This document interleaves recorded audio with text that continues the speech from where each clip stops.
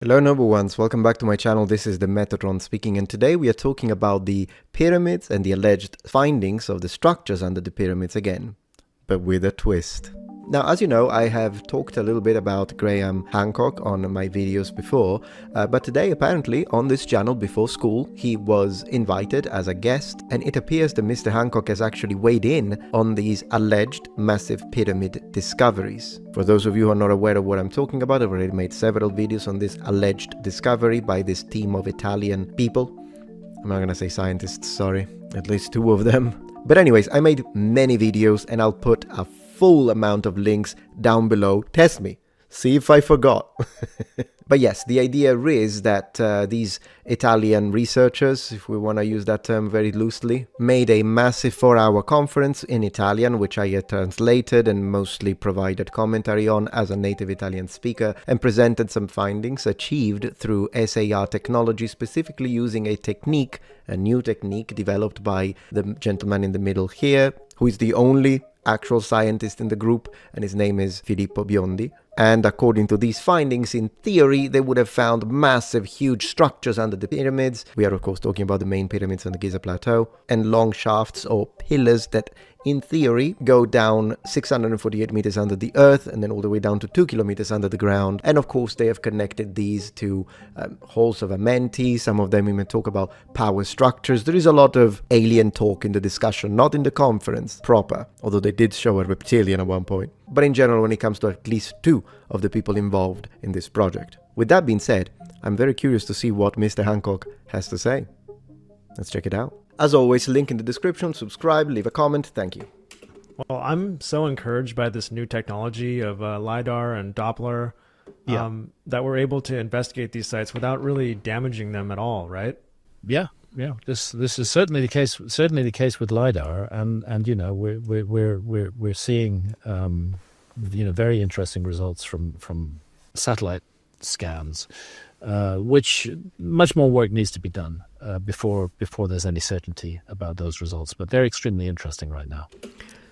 Okay, well, good. At least he's not, because some of the people, particularly on TikTok, are already claiming that this is like, oh my gosh, incredible, amazing, the aliens and this and that, and ancient technology. At least he's being rational in the sense that he's saying it's a little soon, but it is interesting. I mean, it is an intriguing possibility, although then again, the people that don't intrigue me are the people involved with it. So I guess I've got to bring up the million-dollar topic. There was a discovery underneath Egypt recently, and that's gone completely viral. There's a lot of sensational takes out. Sorry to interrupt him, but he must have a problem. I'm only getting left side audio from him, so it's not a problem on my side. It's a problem on his side of the recording. Let me see if he addressed it in the comments. No, he didn't. Oh well, let's continue. There, and I don't think I've heard you publicly say anything about this discovery. I have. You have? I Really? have probably said something. Oh, good. I'm going to tell you about it. Just a moment. Because I remember being at your event, everybody was asking you about it, and this was like a month ago, you were cautious to talk about it then. I said, look at my blog. So what I said in my blog on the 17th of April, that for those who've asked, I'm far from ready to take a position on the recent claims of underground structures detected beneath the Khafre pyramid at Giza. I'm not even sitting on the fence, because there isn't a fence to sit on yet. Right. Much more work needs to be done. What is clear, however, is that critics of Filippo Biondi's findings have misunderstood the potential of the method used and have been too hasty in dismissing it. In my opinion, the importance of Biondi's work is not that it proves anything at this stage, but that it should act as a spur for further research. I'm okay with that. Generally speaking, I have been very critical of this discovery. I put it in quotes. But if there is one person I'm willing to listen to with an open mind and a certain healthy amount of skepticism at the same time, but I'm not going to immediately disregard, is Filippo Biondi. So at least he's being very cautious in only mentioning him, even though this is a 3-man project, the other two people being Corrado Malanga and Armando May. I'm very curious to see if he mentions them, because some of the stuff that they have said is absolutely ridiculous. However, Filippo Biondi has remained within the rails of science, which is why I'm happy to listen to him, rather than go into science fiction like the other two. So already good beginning. But Metatron, you are being excessively pedantic. I know. New Metatron plushie limited pedantic edition has just dropped. Link in the description. Featuring historically accurate medieval brigandine, historically accurate hair length, and the words pedantic under his feet. He's very pedantic. If you like my channel, this is a great way to support the production of videos that are deeply researched and require quite a bit of time. And it's also a way to celebrate you as we are getting close to 1 million subscribers. Well, to be pedantic, if we add the subscribers from the second channel, we're already at 1 million. Hello, number ones. This is a limited edition and will only be available for a set amount of time, and then we will not produce them again. So get yours today, and thank you very much for your support. Which I have reason to believe will soon follow. So I could read more of it, but it's on my website, it's in my blog, and that is my statement of position. I don't know enough about the technology, but I have been working with a number of other people who know a lot more about it than I do. And it's beginning to be clear that the massive, instant, allergic reaction of dismissal that came from all the usual skeptics about the Filippo Biondi's work, that instant rejection, that instant hostility, that instant sneering was yet another example of premature rejection in science. No, Mr. Hancock, I disagree with that. I think you're not looking at... I understand that probably he's saying this because he's used to having had a lot of rejection from the mainstream academia, so he's already a little bit with his hand. When he sees rejection, he immediately puts his hand forward. I understand that. With that being said, I think, Mr. Hancock, if you watch this, you're missing the broader picture here. Because the reason why, for example, people like me, and I'm very open-minded towards any sort of claim, but even people like me have been extremely skeptic about this, is not because of Filippo Biondi's science or new technique. Even though examples that he has provided I don't think were sufficient to prove it without a shade of a doubt, which is what we need. That science need to be replicated and tested over and over. But the problem is not him. The problem are the other two. Because Armando May made statements about power plants and energy production underneath the pyramids. He said that the pyramids and the entirety of the Giza plateau does not belong to the Egyptians. He said that there is a new dating. I mean, we know that, as far as I understand, Mr. Hancock, correct me if I'm wrong, is of the persuasion of someone like Filippo Biondi, who redates the Giza plateau, in my understanding, to 10,000 BC. Well, when it comes, that's already highly debated within academia, because academia firmly dates the Giza plateau to 5,000 years ago, so it's kind of a doubling of that. But Armando May just broke all hell loose when he dated it to 36,400 years ago without providing any academic, archaeological explanation or backing to it. Nothing. He didn't provide anything, and I listened to the guy in Italian. He just said it because he liked the number. And talking about numbers, there are quite a few things that Armando May said during the presentation that were supposed to create the historical justification of the claim that there is a whole halls of Amenti and an entire city underneath the pyramids. And I was willing to listen to those. But then he started talking about how a bunch of numerology stuff and how the number of columns 30,000 years ago were made the exact same number because it was number 16, so that he would read 6 + 1 = 7, and that one multiplied by whatever the heck comes up with this number, and this number was made there, left by, I don't know at this point, either an ancient advanced civilization, similar to the one you believe in, or perhaps an alien civilization at this point, I don't know. I'll tell you why I'm thinking that there is an alien involved in there as well in a second. All of these aliens, these people, whether it be aliens or not, they decided a number of columns so that Armando May, him, would figure it out and calculate. Come on, it's a bunch of nonsense. He did a terrible job when it comes to that presentation. And then Corrado Malanga, the other guy, is infamous in Italy because of all of his ufology. And as I always say, if you believe in aliens, I have nothing against you.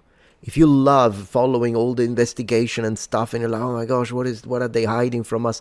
Great, I love it. I watch movies about it. I'm always entertained by the documentaries and stuff like that. It's cool stuff. I don't believe it. But as I say, that doesn't mean that I don't believe that aliens exist. I do think aliens exist. I just don't believe it when people just show me the first thing and just start talking aliens. But in general, normally I wouldn't have a problem with it, but because he's the leader of this project, Corrado Malanga, and the stuff he has said about aliens is absolutely insane, like the giant crocodiles. I'll show a little bit here. I'll show some of that in a second. This is why people like me have been extremely skeptical about this whole discovery. So there is a reason, at least in this case. Early to reject this idea, the rejection in science. It's too early to reject this idea. The idea actually has quite a number of very interesting things going for it. And I will be appearing with Filippo Biondi sometime next week with him and Meli and Corrado Malanga. Really looking forward to see what they say. And my colleague Mano Sefzada as well. Primarily, we want to understand their method better. We're not amongst those who are saying, "Oh, this is rubbish, go away." We think it's interesting, and there are a number of ways to validate it or invalidate it further, and that's what needs to be done next. Nobody should be jumping to any immediate conclusions, either one way or the other on this. What we have here is an interesting, innovative, actually quite brilliant use of two technologies to arrive at subsurface imagery. Will that brilliance check out completely? More work needs to be done. Right now, I just think it's really interesting. It's worth exploring further, and I intend to stay on top of what's happening. Yeah, as I say, I'm all for digging, because do remember that these alleged shafts go all the way into the pyramids. So literally, you don't have to dig, as I always say, 2 kilometers under the earth. That would be an extremely expensive and possibly destructive endeavor that you need a little more to be able to justify that kind of fund allocation.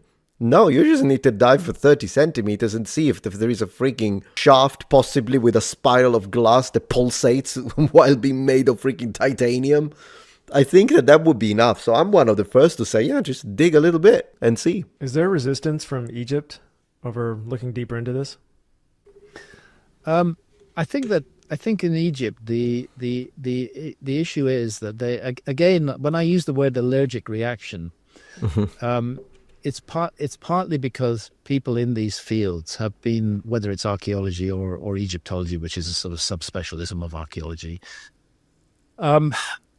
have been bombarded over the years with so much, quite honestly, rubbish, from people with badly thought through ideas, about, for example, Giza and what it might mean, that it's become a kind of automatic reaction on their part now to just dismiss everything that sounds in any way, fanciful or new age, and that's most unfortunate.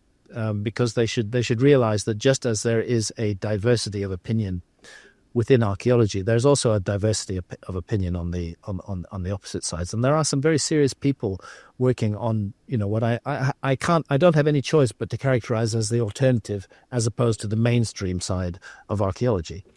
And I think it's unfortunate that the mainstream side of archaeology is so dismissive. What would have been much better would have been if they... Yeah, I would say it's true that there are some good people, I imagine, that work and share their opinion and all that. Just Armando May and Corrado Malanga do not belong to this pool. Filippo Biondi, still open for the possibility. Said nothing and got to grips with Filippo Biondi's method and what he's actually doing, the science that is actually involved. If they got to grips with that first, before pouring scorn on it, so much the better. But they didn't. They just instantly reacted and poured scorn on it, and again attempted to shape the narrative so that nobody will take this seriously. And that's too early for that to happen. This is potentially a very interesting method, and we need to see where it's going to take us. So I hope to learn more about it when I talk with the instigators next week. Yeah, Well, I've heard theories that the pyramids could be a power plant. Is there any there we validity to go. that?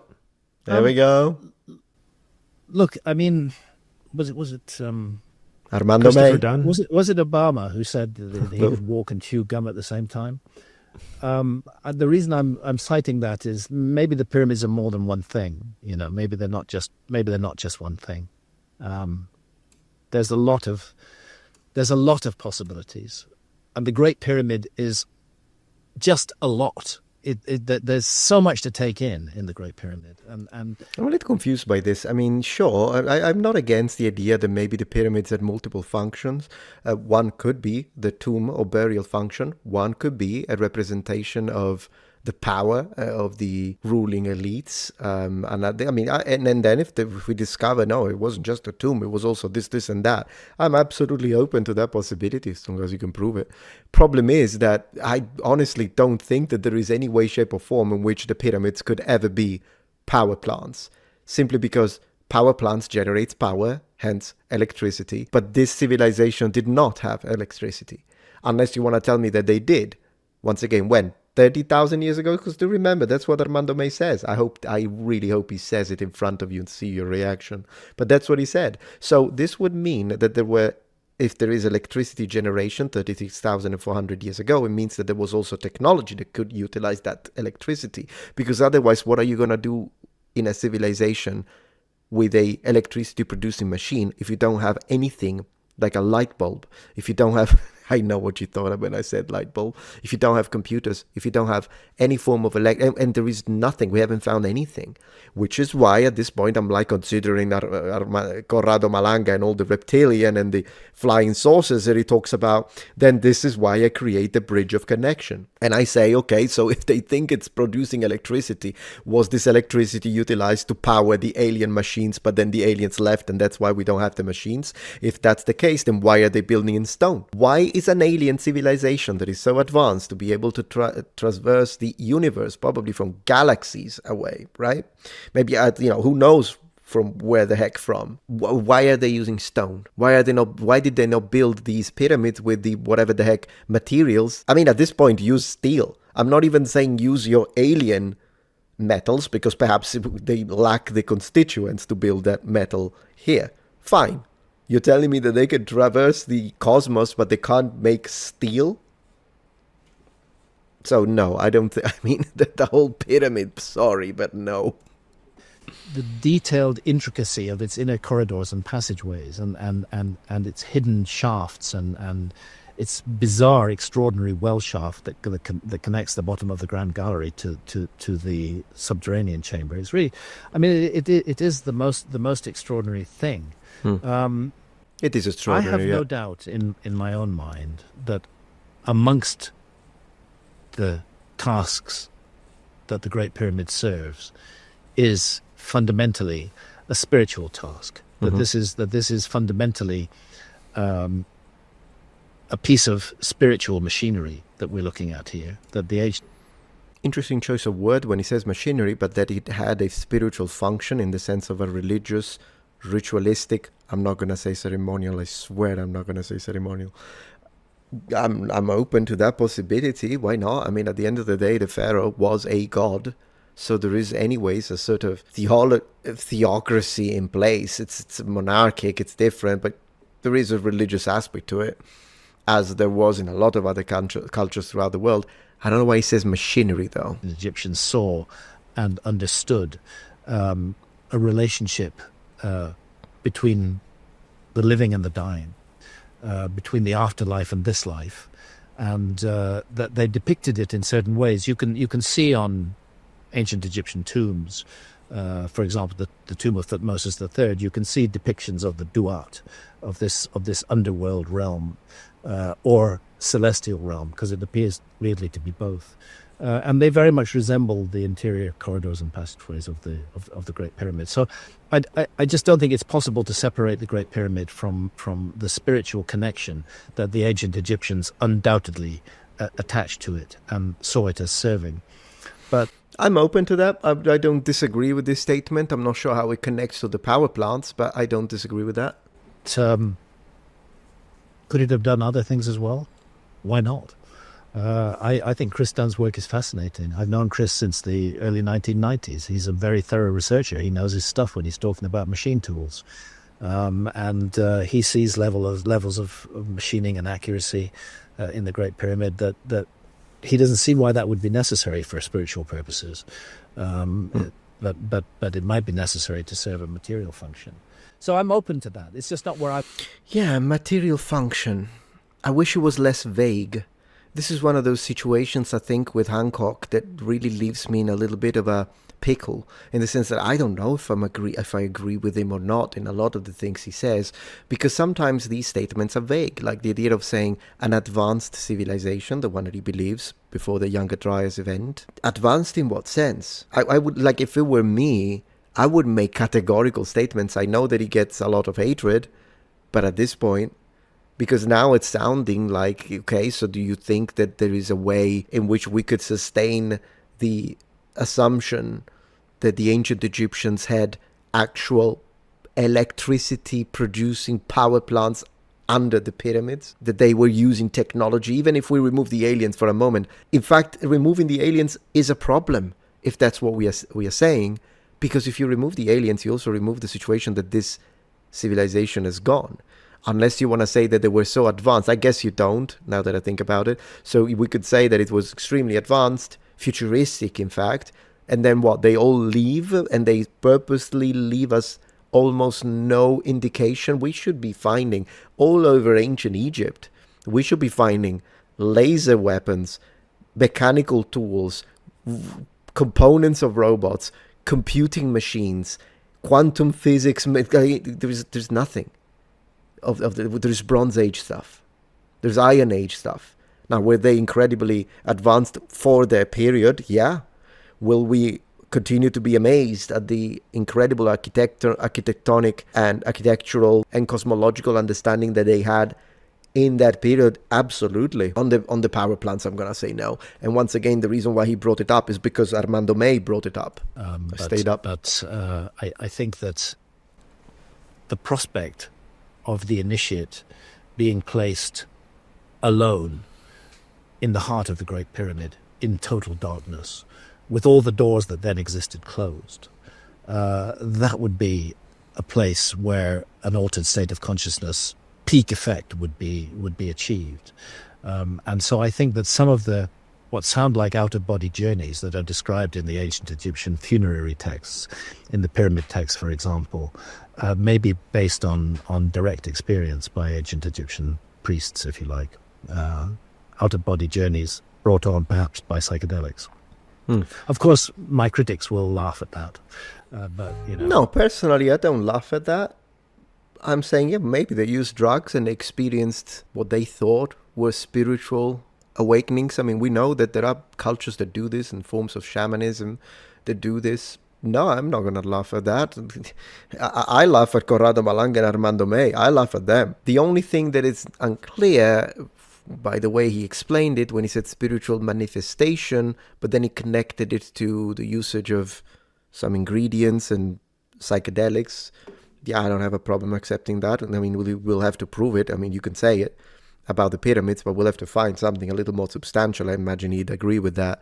My problem is that this guy, again, I don't know your name, I'm sorry, I'm not trying to be this person here, the creator of Before School, he asked actually a very good question. He said, but some people actually believe it's power plants. He kind of dodged the question. He just said, well, we don't know. They could be used for many reasons. For instance, a spiritual manifestation. Great, but he's asking for power plants. So at that point, I would have liked to hear him say, and I'm not going to laugh, but I'd like to at least know, my position is that they are not power plants, okay? I'm going to make it categorical. I do not believe that they were power plants, and the only way for me to believe that is, once again, they dig, and those freaking shafts go, while at the same time a little reptilian comes up to me and tells me, "We are the reptilians. We built the pyramids." Go away, human. To which I would respond, who are you calling human? I'm an angel. I am the Metatron. Interesting video. thank you before school for sharing it with us. And guys, go check them out and see what other videos they have. I haven't got a clue. But thank you very much for watching, and I will see you tomorrow. Don't forget about the plushie. Bye.